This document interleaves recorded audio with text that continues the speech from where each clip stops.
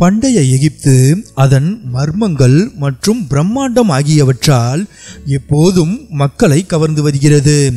பிரம்மாண்டமான பிரமிடுகள் முதல் மர்மமான ஸ்பிங்க்ஸ் வரை இந்த பண்டைய நாகரிகம் எண்ணற்ற ரகசியங்களை தன்னில் மறைத்து வைத்துள்ளது. ஏன் இவ்வளவு பெரிய கட்டிடங்களை கட்டினார்கள்? இவ்வளவு துல்லியமான கட்டிடக்கலையை அவர்கள் எப்படி அடைந்தார்கள்? இந்த கேள்விகள் பல நூற்றாண்டுகளாக வரலாற்று ஆசிரியர்களை குழப்பி வருகின்றன. பண்டைய எகிப்தியர்கள் கட்டிடம் கட்டுவதில் மட்டுமல்ல, அவர்கள் மருத்துவம், வானியல் மற்றும் கலை ஆகியவற்றிலும் திறமையானவர்கள். அவர்களின் ஹைரோகிளிப்கள் கடவுள்கள், பாரோக்கள் மற்றும் அன்றாட வாழ்க்கையின் கதைகளை கூறுகின்றன. இந்த அற்புதமான மர்மமான பிரம்மாண்டமான பண்டைய நாகரிகத்தை பற்றிய இன்னும் சில சுவாரஸ்யமான தகவல்களை இப்போது பார்ப்போம். பண்டைய எகிப்து அதன் பிரமிடுகளுக்கு பிரபலமானது. இந்த பிரம்மாண்ட கட்டுமானங்கள் வரலாற்று ஆசிரியர்களையும் சுற்றுலா பயணிகளையும் பிரமிப்பில் ஆழ்த்தக்கூடியவையாக இருக்கின்றன. இந்த நினைவு சின்னங்கள் அவற்றுக்குள் பல ரகசியங்களை புதைத்து வைத்திருக்கின்றன. எகிப்தில் இதுவரை 118 பிரமிடுகள் கண்டுபிடிக்கப்பட்டுள்ளன. அவற்றுள் கீசாவின் பெரிய பிரமிடு மட்டுமே பண்டைய உலகின் 7 அதிசயங்களுள் ஒன்றாக உள்ளது. இது கிமு 2580 மற்றும் 2560க்கு இடைப்பட்ட காலத்தில் கட்டப்பட்டது மற்றும் இது கடந்த 3800 ஆண்டுகளுக்கும் மேலாக மனிதனால் உருவாக்கப்பட்ட மிக உயரமான அமைப்பாக இருந்தது.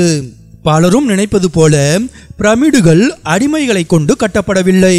மாறாக அவை நன்கு திறமையான தொழிலாளர்களால் கட்டப்பட்டது. இந்த தொழிலாளர்கள் பிரமிடுகள் கட்டப்படும் இடங்களுக்கு அருகாமையிலேயே குடியமர்த்தப்பட்டு நன்கு உணவளிக்கப்பட்டனர். ஷிஃப்ட் முறையில் வேலை செய்த தொழிலாளர்கள் தங்களது கடுமையான உழைப்பினால் இந்த அற்புதங்களை கட்டமைத்தனர் என சமீபத்திய சான்றுகள் தெரிவிக்கின்றன. பிரமிடுகளின் ஒழுங்கமைப்பு நம்ப முடியாத அளவிற்கு துல்லியமானது. அவை திசை காட்டியின் கார்டினல் புள்ளிகளுடன் இணைக்கப்பட்டுள்ளன. இது பண்டைய எகிப்தியர்களின் வானியல் பற்றிய மேம்பட்ட புரிதலை காட்டுகிறது. மம்மிஃபிகேஷன் என்பது பண்டைய எகிப்திய கலாச்சாரத்தின் மிகவும் சுவாரஸ்யமான அம்சங்களில் ஒன்றாகும். இது மரணத்திற்கு பிந்தைய வாழ்க்கைக்காக உடலை பாதுகாப்பதை நோக்கமாக கொண்ட ஒரு சிக்கலான செயல்முறையாகும். மம்மிஃபிகேஷன் செயல்முறையானது சுமார் 70 நாட்கள் நீடிக்கும். இதில் இறந்த உடலில் இருக்கும் உள்ளுறுப்புகளை அகற்றுவது, சோடியம் கார்பனேட்டை கொண்ட நேட்ரான் எனும் கற்களை துகளாக்கி உடல் மீது பூசி உடலை உலர்த்துவது மற்றும் உடலை லைனன் துணியால் சுற்றுவது உள்ளிட்ட செயல்முறைகள் அடங்கும்.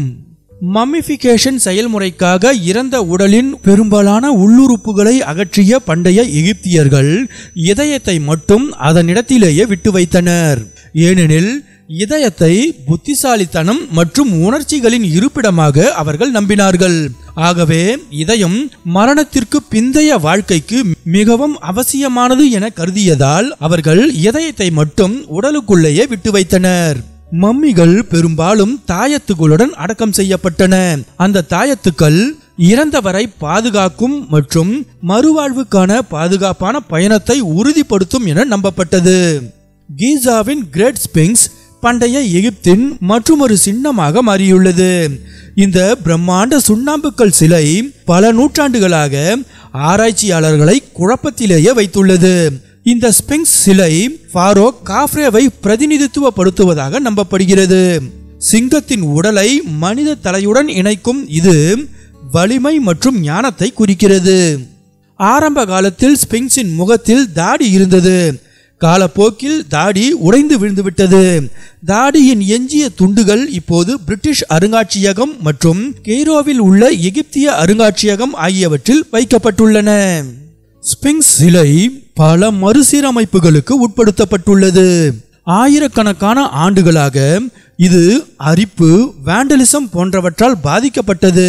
பின்னர் பல முறை மறுசீரமைப்புக்கு உட்பட்டது. ஹைரோகிளிப்ஸ் என்பது பண்டைய எகிப்தின் எழுத்து முறையாகும். இதில் சித்திர குறியீடுகள் உள்ளன. அவற்றை புரிந்து கொள்வது இந்த பண்டைய நாகரிகத்தின் பல ரகசியங்களை திறக்கிறது. அந்த வகையில் ரொசெட்டா ஸ்டோன் ஹைரோகிளிப்களை புரிந்து கொள்வது முக்கியமானது. 1799 கண்டுபிடிக்கப்பட்ட இந்த கல் கிரேக்கம், டிமோட்டிக் மற்றும் ஹைரோகிளிப் எழுத்துக்களை கொண்டுள்ளது. இது அறிஞர்களை பண்டைய எகிப்தின் மொழியை புரிந்து கொள்ள அனுமதித்தது.